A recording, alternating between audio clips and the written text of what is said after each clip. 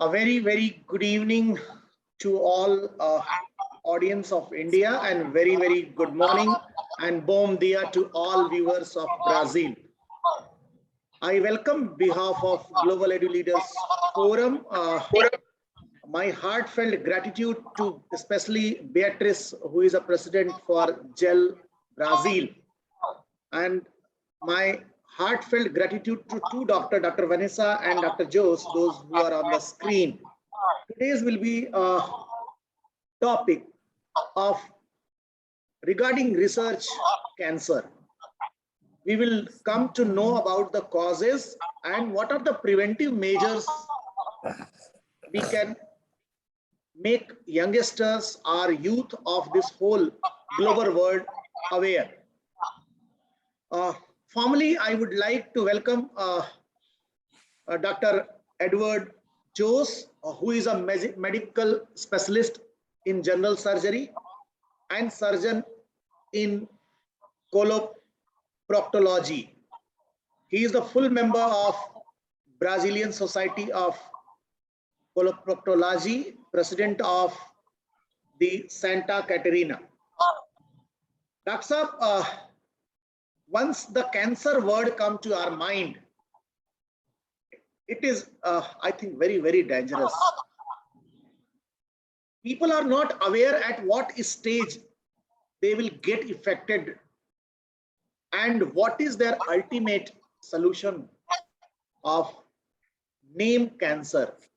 So your entire research, your entire experience regarding this topic will enlighten to the whole world. My 5,000 viewers on Facebook, more than 13,000 viewers are on YouTube.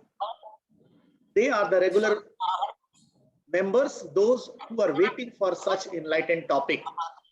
So once again, welcome to you and over to you. Next, your 20-25 minutes is entirely yours.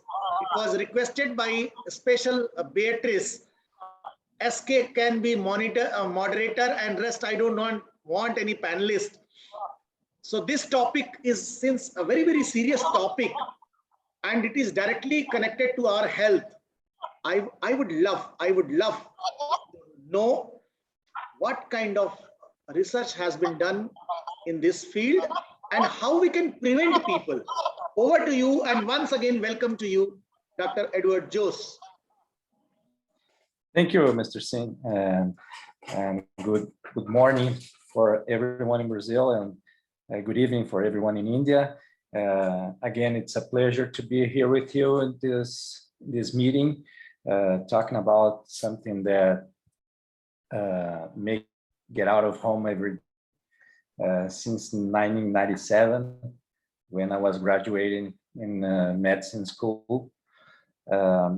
So as you spoke, since 1997, I work with this kind of diseases. I'm a colorectal surgeon, and also I do colonoscopies every day. So it's something that it's in our master class, in our university here, in our city, is the field I'm working with. I'm searching about this. What comes in light here is how can we prevent that? The colorectal cancer is growing around the world, but mainly in the Western civilization because of the lifestyle. Unfortunately, these new technologies, new medicines, new surgery strategies, they're making we live more, but also our lifestyle is making us more sick. By saying that, in Brazil nowadays, as you spoke, our state here is called Santa Catarina. It's in a small state in South Brazil, which is one of the main problems here is colorectal cancer. And the colorectal cancer in Brazil nowadays is the second most. The first is, in men is prostate, and in women is breast cancer. In second place already comes for men, and for women, the colorectal cancer. So it is growing year by year, and mainly in south of Brazil. Just for you folks in India, south of Brazil, different from your place, is the coldest part of Brazil. And we are far away from the Amazon forest. So and at the north of Brazil, the hardest part, the incidence of cancer is much smaller. And one of the main factors about this is lifestyle, mainly the eating of meat and processed meat, like sausage and stuff. And other thing that we come to know is that year by year, the colorectal cancer is getting younger people. A lot of studies show us that.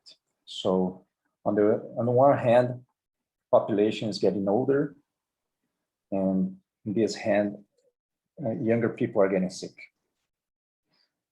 So we need urgently strategies to prevent this cancer. And the thing is, colorectal cancer is preventable. We can avoid it.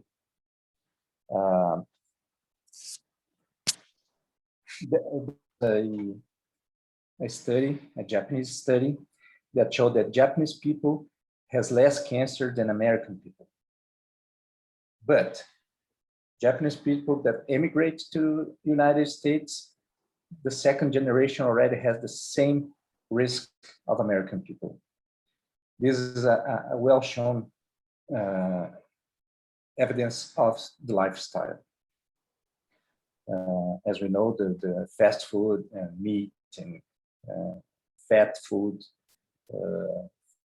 and fat food from the Western civilization is quite different from Asian lifestyle, as I think it's in India also. I believe, for what we know here, that Indian people eat less meat than us, you know. And how can we prevent that? Differently from other kinds of cancer, the colorectal cancer begins with a benign lesion called polyp, and the benign polyp, it gets a process of dysplasia that will get to the cancer in about 10 years from its beginning until it gets to the cancer. And it's a small lesion. Normally the patient doesn't feel anything about it, but if we make a colonoscopy and we find this benign lesion, this beginning lesion, we can put it out by colonoscopy. So colonoscopy is a diagnosed exam, but also a therapeutic exam. We can treat patients with polyps by putting out this polyp at the same time at the colonoscopy. So we take this polyp off, we send it to the lab, and if the lab says that it's a benign polyp, but a pre-malignant polyp, and we took it out, we can say to the patient that he's cured from a cancer he doesn't even have yet, but he would have in the future. So every time we proceed with this kind of exam and with this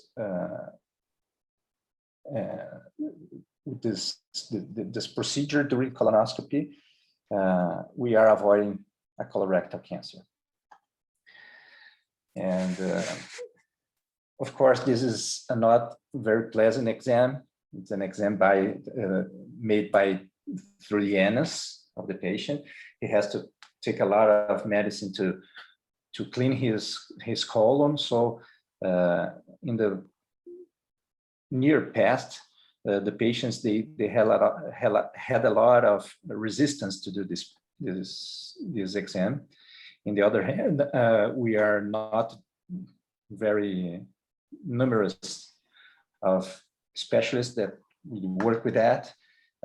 Here in our state, we are about 62 specialists in that, in the whole state. In our city, we are about 6-7 people that do this exam for 400,000 people here. So there's not a lot of people that do this. But what the studies have shown is that the beginning, the genesis of the colorectal cancer through this polyp, it becomes from a genetic part and the otherwise environment part factors, which are obesity, fat food, meat intake, high calories intake, low calcium, low fruits and vegetables, and not making exercises, and chronic inflammation like reticulitis or Crohn's disease. So there are factors, environment factors, we call like this, that year by year, day by day, they go acting on that individual, and they, through the years, they activate or they mutate this genetic part, and the oncogenesis begin. So even for those people who have a known genetic part through his family, something inherited, if he has a good lifestyle, if he takes care of his health, it's quite possible that he will never develop this kind of cancer. So we call that the prevention of this kind of cancer. They have two sides. On one hand is the medical part, is when the patient comes to us and we have to do our part by doing the exam or whatever, and having a nice conversation and recognizing the risk factors this patient have. And the other hand is changing lifestyle, is what we call what everyone has to do day by day.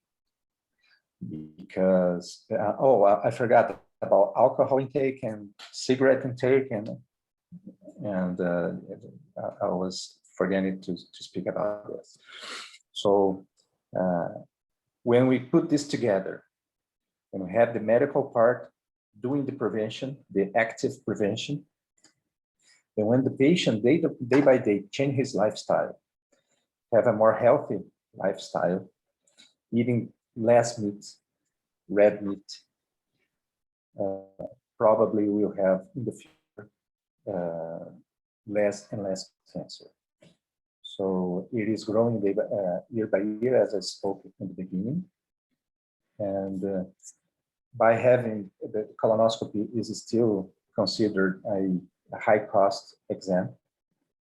And as I spoke with a few specialists that do that, so it doesn't have a campaign, coming from the government for the whole population, because it's a high cost thing to do. So it's a little work day by day, patient by patient, doing this kind of thing we're doing this morning, this evening for you, and alerting people, telling people, take care of your health, do some exercise, eat more vegetable, eat less meat, don't smoke, don't drink alcohol, So, because when the patient has effective cancer, high advanced cancer, he gets really sick, and he has to go through a very large surgery, sometimes using colostomy, and radiotherapy, chemotherapy. Most part of the time he dies, and or he gets out of the market. He has to stay home, and many times some member of the family have to stop working to take care of these people. So it has a economic and a social impact very high. And I'm not even talking about psychological impact, patient having a cancer, using a colostomy, and all the things that comes behind this. So it's very nice when we do a colonoscopy and we take care of a polyp, and then we say to the patient, you are cured. You won't have a cancer in the future. Dr. Yes. I think you have raised a very, very valid point. Your lifestyle, your food habit, your exercise, and more than that is your psychological bend. Are you aware of the bad things which you are taking? For example, alcohol and cigarette.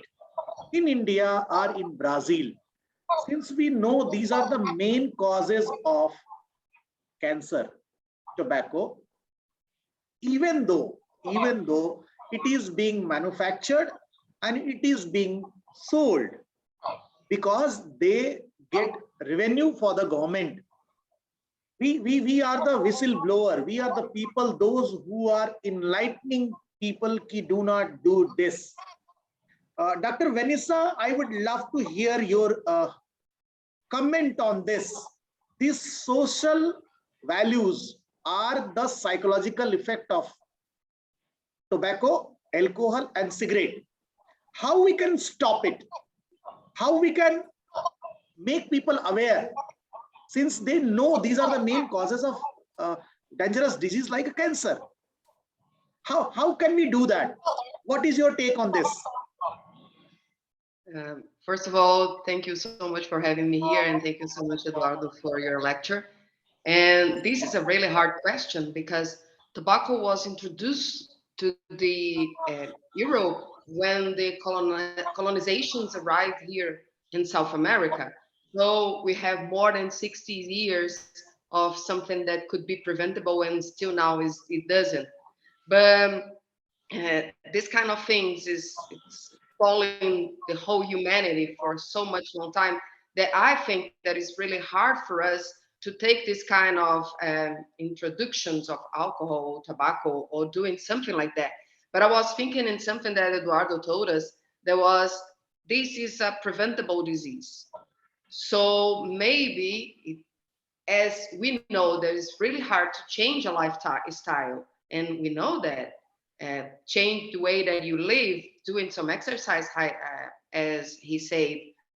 And if we do the opposite, if this is a preventable cancer, it's not easier. I know that it's not the right way to do, but it's not easier to do like a screening test in all population once you told us that this is a preventable cancer, and once you take the polyp out, the cancer is free from a disease that he even had?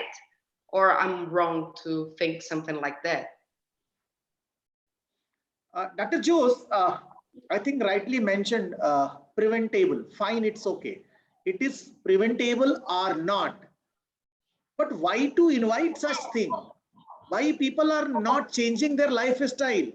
Once they come under this disease and then they start doing it, in the school education, in the college education, we educators can play a vital role, or doctors, motivators like you can play a vital role. Guys, do not do. I still remember I was asking some question from one of a doctor, healthy weight loss and the surgery. So he told, I pray to God, people should not come to me. Doctor is always there to save life, but doctor is not there to just attend a person as a patient. I think that is a sad moment. So a doctor can play a role of motivator, or an educator can play a role of motivator. So suppose you are motivating to the youth, what are your basic 5 points which you would like to focus? from the child once they are entering into the school education and they are going into the higher education. Basic 5 points which can bring change into life of youth and students, and they can keep their health good. This is my question and submission to you. Basic 5 preventive things which we can do. Yes, I think that it's very complex to do that. In Brazil, we see that smoking intake is going down because it's like it is forbidden to smoke almost everywhere. In my youth, we went to everywhere at the movies, travel by plane. There were people who smoking inside the airplane, at the cinema, and everywhere we went, inside the elevator, people were smoking. Nowadays, it is forbidden. If you do that in Brazil, probably you go to jail or something like that. So it's like through the years, to the past, I think about 15, 20 years, it became ugly to smoke. You know, when you see someone smoking, you know, it is forbidden to go to a party. If you want a party, you have to go out. Most part of the nightclubs, they have a little space for people who smoke. So through that, smoking take in Brazil, different when that what we see like in Argentina or Chile or at Europe. It seems we go there and we see, oh my God, how many people are smoking here? But in Brazil, this is going down. It's a strong campaign through the government that at the box of the cigarette, at the back of it, it says smoke causes cancer and things like that. But we still see youth people smoking, and you know, and by the time it gets ugly to smoke a regular cigarette, people are smoking those electronic cigarettes, thinking that it doesn't make any harm for them. They smoke the other thing called, in Brazil it's called narguilé, and I don't know if you have that in India. I believe so. So it goes changing the habits. The bad habits go changing through time. But I agree with you. If we start by school, if we start by school food, if we start by as parents, as doctors, as teachers, giving the example of doing exercises or eating better, having better food at home and at school also, and stimulating sports and a better lifestyle, like sleeping better and things like that. I think that in the future we can prevent that too. Not only the medical prevention by the exam, but the day-by-day prevention. Yes, I believe so. I believe that as the government and people did with cigarette intake, we have to do that to all the other risk factors known nowadays. Yes. In India, there are 2 things has been done. One is it's all movies. I still remember an actor of the Bollywood named as a Rajnikant. He used to play with the cigarette, and the smoking become iconic. This was being stopped. Now any one of the portion of the movie where smoking is done in India is prohibited right now, and the photograph which they print on the cigarette packet, what are the causes, a very ugly effect of the cancer is being printed. Yeah. So people can get away from that. Dr. Vanessa, very social question, adaptability. Once we follow a healthy life, we need to choose our icon, a sports person, a fit person. But at the same time, surrounded by society, many people, those who are fatty, those who are not physically fit, they become also a part of role model. If he is not doing, she is not doing, why should I? What is your viewpoint, how we define ideals. Physically fit people, happy people are going to be our ideal, or lazy people, those who are unnecessary sleeping and increasing weight. This social value, how you look into, how you motivate people. I think that is, sorry, this question was for me? No. Yeah. This was for you. I'm sorry. I will come for closing remark. Yeah. I think that is something that we need to teach for, as exactly as Eduardo said, we need to teach for the youth that doing exercise is a good thing for you, not just because you're changing your lifestyle in a better way, but physical exercise showing us different kind of benefits, including changing your brain and giving you more free radicals that will be good for you, not the one that wants, because we know free radicals are good and are bad. It depends on the quantity. So I think that we need to talk to them since young age that you need to eat health, that you need to practice exercises. We are doing that since the beginning of time. So why we're stopping now? We always walk, we always do something. We work in the agriculture since ever, and now we're sitting in our chairs just changing the channels in the TV. So this is a wrong thing to do, and this will have consequences for everything, since for cancer, gain weight, and more diseases that we think. Okay. Thank you. I think this is a very, very right answer given by you. In early age, once they enter into the adult age, in the teenage, they can be motivated, they can be guided by parents, by teachers, or educational institutions, or government policy can also be changed, and there should be some curriculum for health. In India, something good has come up from 9th to class 12th, means in the age of 13 to 18 years age, there will be regular one physical period. Being a sports person, I love to play cricket. I am basically cricketer. I was fighting this with government of India, why sports is being given 1 or 2 period per week. So this has been decided something good for the youth. Every day in schooling, they need to play for a 1 or 2 period. Dr. Jose, my last question to you, since such type of disease or such type of things are occurring in the society, in India, in Brazil, or any other country, motivation is the biggest factor to overcome. So if someone is in the early stage diagnosed cancer, and it was rightly said by you and Dr. Vinisa, it is, I think, curable disease. What should be the preventive measure of a patient who is occurring? Because no, they get depressed, they do not do anything, and the situation become worst. So what is your advice to the patient, those who are at initial stage? They should go for regular checkup, they should go for a healthy diet, and or anything else? That is my question to you and your closing remark. Those, yeah, please. Yeah, I believe that the eating factor is the main thing.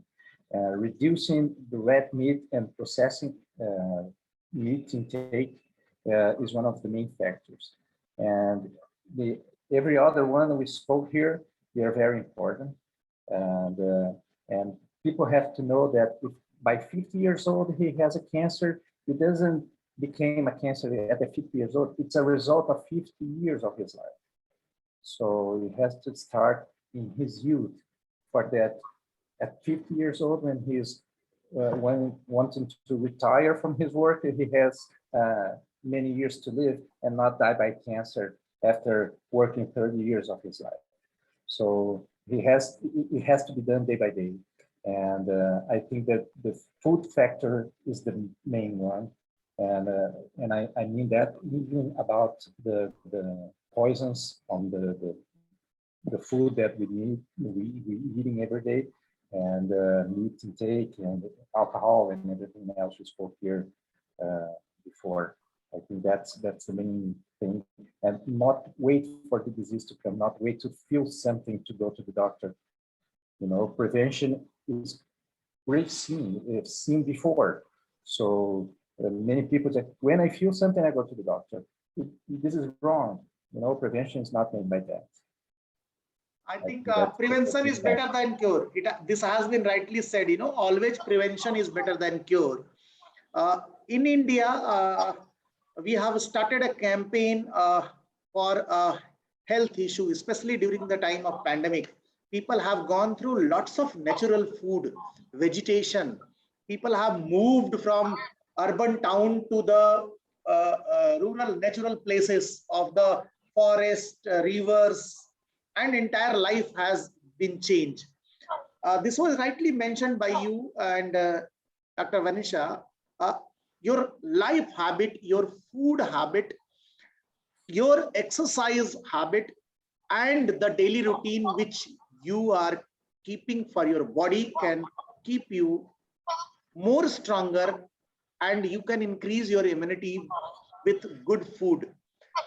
Here question again, my closing request to you, people, those who are in age of late 60s, their body and their life has reached, still they have their life. So what kind of prevention they should take care, because they are in the last stage of life, physically they are not as strong. So patient, those who are above 60, what can be advised to them? What can be your suggestion to them? Yes, there are two kinds of exams. The one is the most cost-effective one, that it's colonoscopy, and a cheaper one that is acute blood, fecal acute blood, that it's made in the feces, and it's quite cheap to do. Any lab in your city can do. And so for the people above, in Brazil is already above 50, in the United States above 45, it's not above 60. To do that, you don't feel anything, go to the doctor at the same way and do some preventive exam. And if this exam shows something, go further, go deeper in the investigation. So if you can't prevent a cancer, treat it at the beginning. So you will have a chance to continue your life for many years.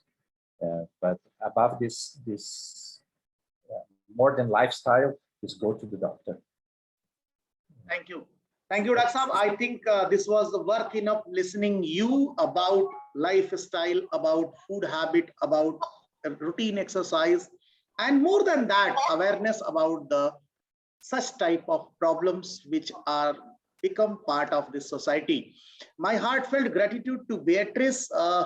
She is the one who keep connecting all refined and pure soul from Brazil to India. My firm belief, we have one life and we are born with the individual talent. If we keep sharing, if we keep empowering each other, we can bring a smile on each other's face. Otherwise, we have to go one day from this world. I think Jesus, God Almighty, whoever is waiting over there, he may ask to us what you have done for society other than your selfish need. We may have $1 billion, we may have car, aeroplane, everything, every luxury, but I think a smile is free of cost, which we can spread, which we can bring on other faces. Such programs are, in fact, it is the real source of motivation and energy for each other. My each screen which brings and spread smile. On behalf of Global Edu-Leaders Forum, I wish very soon I invite you all to India, and I am eagerly waiting for my time to visit Brazil, where we can take this journey forward. We keep changing, we keep motivating youth, people, and everyone, because I believe together we can, alone we can do little bit, but together we can do so much. Thank you, Dr. Vanisha, for your wonderful response on the screen. Thanks, Dr. Edward Jose, and thank you, Beatrice. I think this such type of program can bring even a small change in this world, and we will be grateful to the God Almighty who has, I think, blessed us with lots of smile and happiness which we are carrying. So thank you so much. Hope to catch you soon in other programs. Keep connecting us, keep blessing us, and we can take this journey forward. Thank you. Thank you. Have a nice weekend. God bless us all. Thank you. Thank you so much.